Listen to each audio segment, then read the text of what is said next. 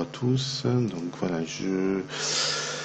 juste cette vidéo pour vous présenter comment, comment j'ai pu réaliser en fait ce cliché ici, d'accord, en partant de ce cliché et ce cliché. Voilà, en partant de ces deux clichés.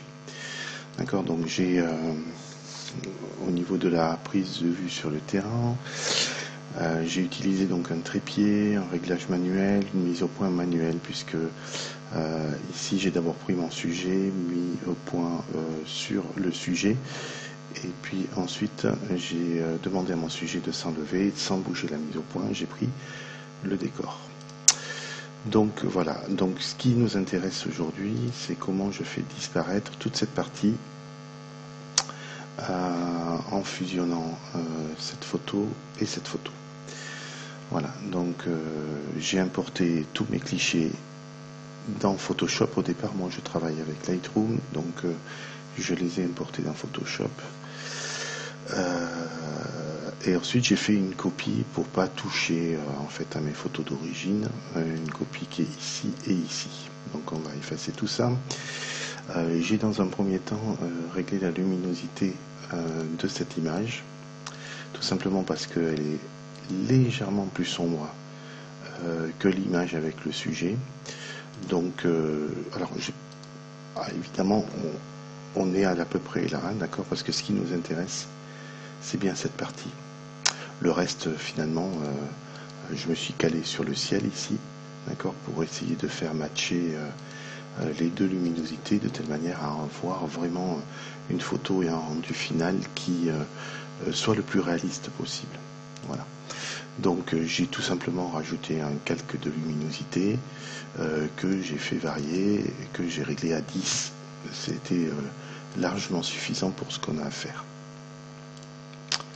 Voilà, donc vous voyez que on est sur quelque chose qui match à peu près.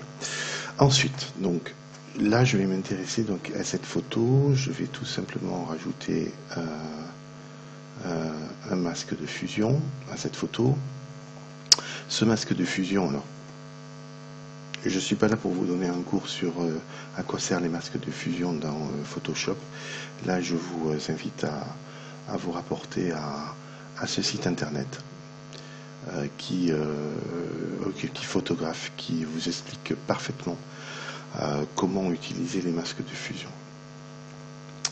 Donc on va revenir à notre photo. Donc sur le masque de fusion ici, donc je sélectionne le masque de fusion et donc je vais enlever toute cette partie là en suivant ce brin d'herbe. Voilà.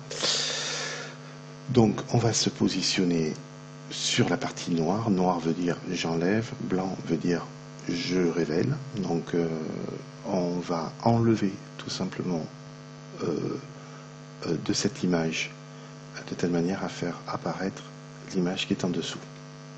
Donc on utilise le pinceau et ce qu'on va faire dans un premier temps, évidemment, c'est qu'on va se rapprocher, on va essayer de trouver un pinceau d'une dimension plutôt assez précise, voilà, pour et d'une douceur maximale, d'accord, de telle manière à pouvoir effacer ici le contenu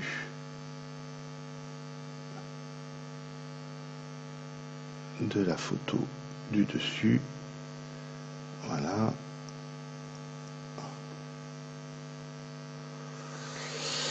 Donc c'est plutôt assez simple comme procédé, mais ça a le mérite de pouvoir. Donc on va continuer la précision.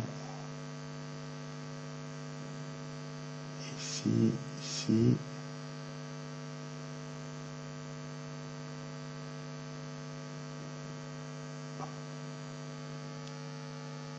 Voilà, comme ceci. Donc là du coup, puisque tous les détails de précision ont été faits, je peux augmenter le diamètre de mon pinceau de telle manière à faire le reste. Voilà. Donc là on y est.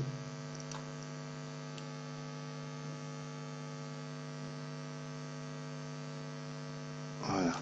Donc là, ici, dans le masque, on voit très bien les zones qu'on a faites et des zones qu'on n'a pas faites. Donc l'idéal, c'est d'avoir un triangle complètement noir. Voilà.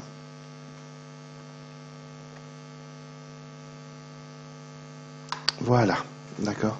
Donc là, on a finalement retrouvé notre sujet. Donc en ayant fait disparaître évidemment la photo qui est en dessous. Alors et après évidemment c'est du traitement, tout simplement du développement.